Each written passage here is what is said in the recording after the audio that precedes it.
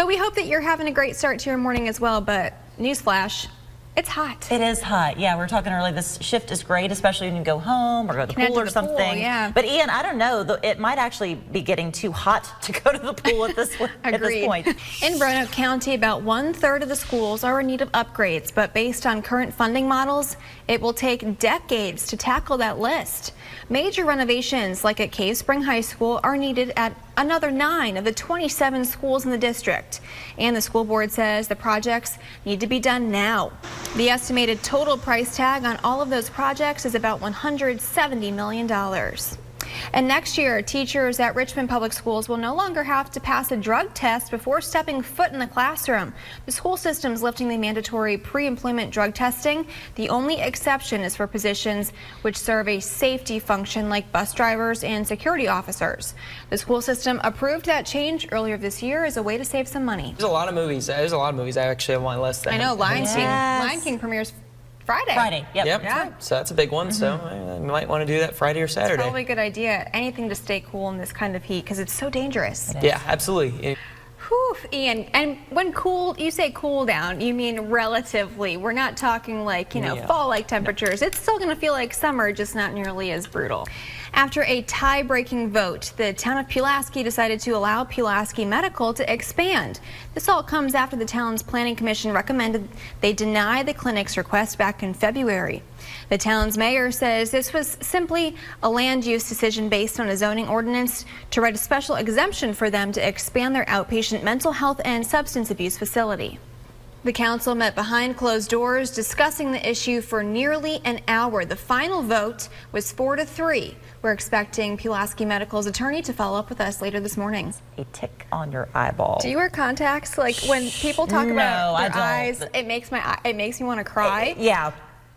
I don't wear contacts, but that definitely freaks me out too. You check yourself and your scalp and everything. How do you check your eyeball? You can't. He just noticed a pain in his eye, and like he said, you can't spray your eyes. You just have to. Oh my gosh! No.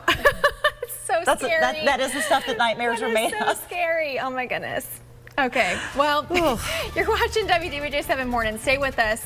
We're just going to get grosser. A massive snake went missing in its owner's van the surprising way he found it. That's coming up. Hey, welcome back. Apple is celebrating World Emoji Day by giving a little sneak peek of some of their new emojis. The tech company is currently working on 59 new emojis that will be released this fall. They include food, animals, and new smiley faces. Ian's been looking them up all morning.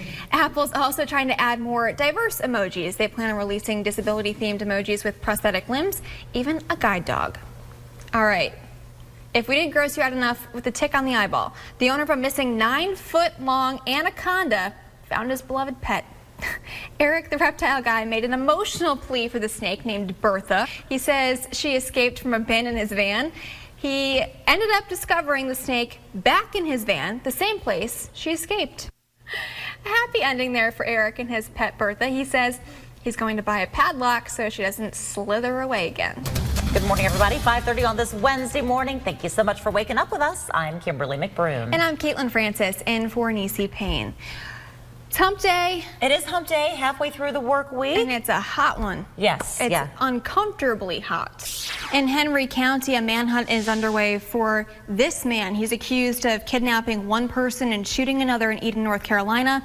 WDBJ 7's Katie Rachecko is live this morning. We're going to be looking forward to some updates, but as you mentioned, very scary situation. Just want the community to be aware and on the lookout. Katie Rachecko, thank you so much. R. Kelly pleaded not guilty to federal sex crimes in Illinois. The singer is facing charges there, including child pornography and obstruction of justice. A judge ordered Kelly be held without bond. His lawyer denies claims that Kelly was behind paying off any witnesses. Kelly still needs to be arraigned on New York charges, which include racketeering and kidnapping. On to an update now. Virginia Governor Ralph Northam is struggling to raise big money in a key election year after the blackface scandal. New finance reports show the governor raised slightly more than $300,000 between April and June. That's far below the seven-figure hauls his predecessors Terry McAuliffe and Bob McDonnell raised during similar periods when they were in office.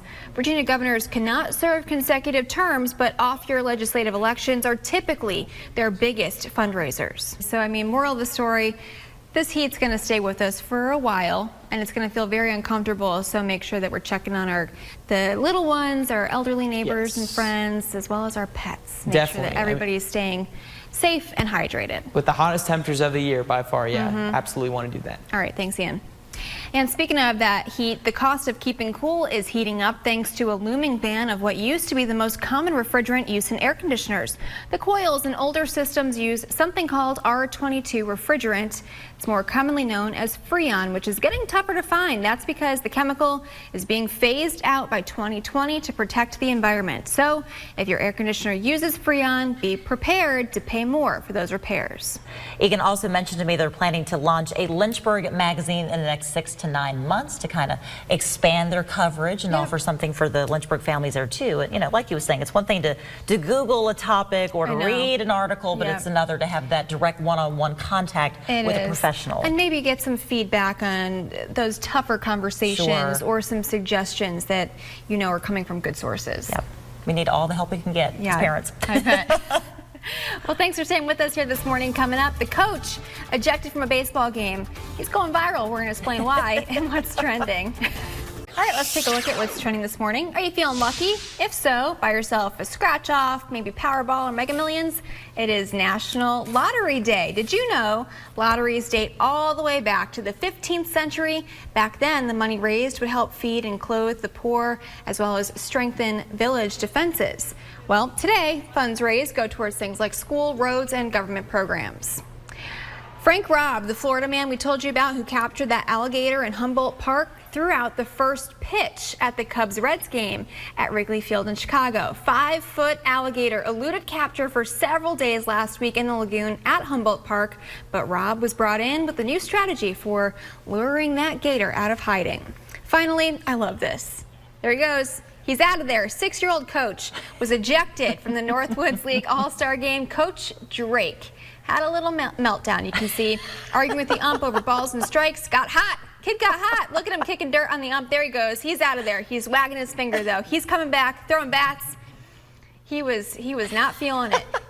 He emptied a bucket of balls, just making a mess. And then the ultimate. He threw his hat down. There he goes. Threw it before marching. You see his little arms swinging, marching off the field. The commentators, I love this, said that this is his signature move, so it must happen frequently. Look at him. He is so upset. His body language is so upset. Throwing his bat, throwing the balls, you know, and the crowd goes wild. So they really did. It's encouraged, I think, that he throws his little tantrum. They love it. And, you know, I bet you his players love it, too. Got a coach who stands up for him. That's right. He was mad. Yeah.